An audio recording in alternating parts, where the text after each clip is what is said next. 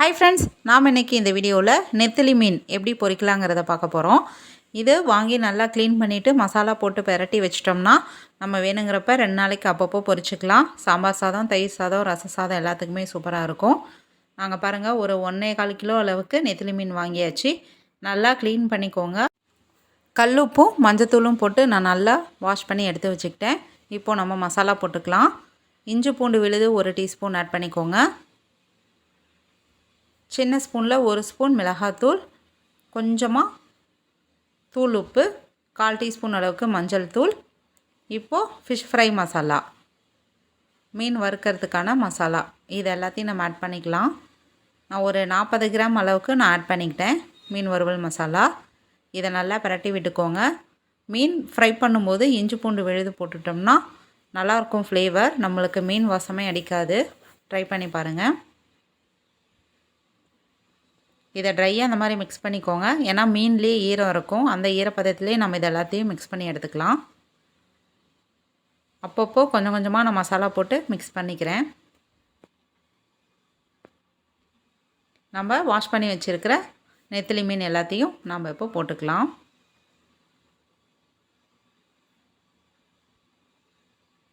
போட்டுட்டு நல்லா கை வச்சு மசாலா எல்லா மீன்லேயும் படுற அளவுக்கு நல்லா கலந்து விடுங்க.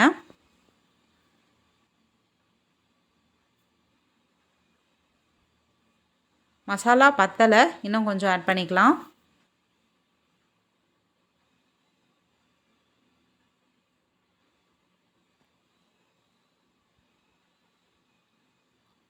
நல்லா மிக்ஸ் பண்ணி வச்சுட்டு ஒரு 1/2 மணி நேரம் ஊறினா போதும். அப்புறம் நம்ம பொரிச்சுக்கலாம்.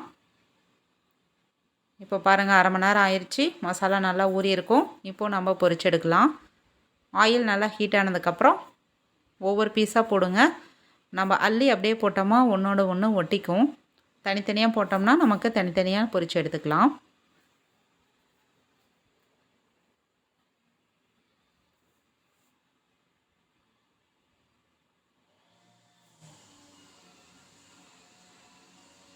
ஒரு பக்கம் வெந்ததுக்கப்புறம் மறுபடியும் திருப்பி விடுங்க.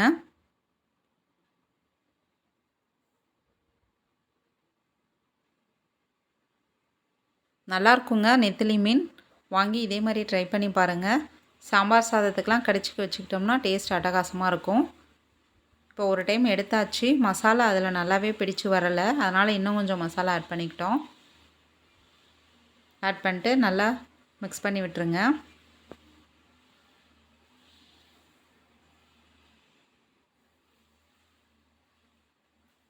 பாருங்கள், இதில் மசாலாலாம் பிரிஞ்சு வந்த மாதிரி வந்துருச்சு. அதனால் இன்னும் கொஞ்சம் மசாலா போட்டுட்டு அதுக்கப்புறம் பொரிக்கலாம்.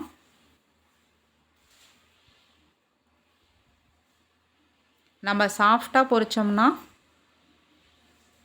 பாருங்கள் இந்த மாதிரி தனித்தனியாக பீசஸ் வரும். சூப்பராக இருக்கும். முள் மட்டும் தனியாக எடுத்துடலாம். இல்லை நல்லா கிறிஸ்பியாக பொரித்தோம்னா அந்த மீன் முள் ரொம்ப குட்டி குட்டியாக இருக்கும். அப்படியே மென்று சாப்பிட்லாம். அதுவுமே டேஸ்ட் நல்லாயிருக்கும். இது பாருங்கள், ஃபஸ்ட்டு இது சாஃப்டாக எடுத்தோம். முள் ஃபுல்லாக இந்த மாதிரி தனியாக வந்துடுச்சு.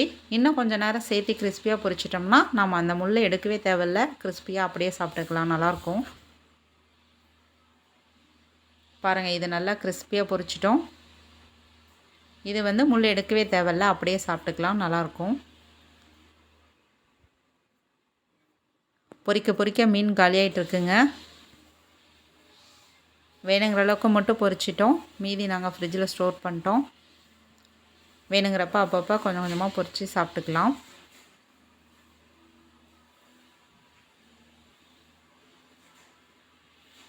அவ்வளோதான். இப்போதைக்கு நாங்கள் கொஞ்சமாக மட்டும் பொரிச்சுக்கிட்டோம். இந்த வீடியோ உங்களுக்கு பிடிச்சிருந்தால் லைக் பண்ணுங்கள், ஷேர் பண்ணுங்கள், சப்ஸ்கிரைப் பண்ணுங்கள் ஃப்ரெண்ட்ஸ். தேங்க்யூ.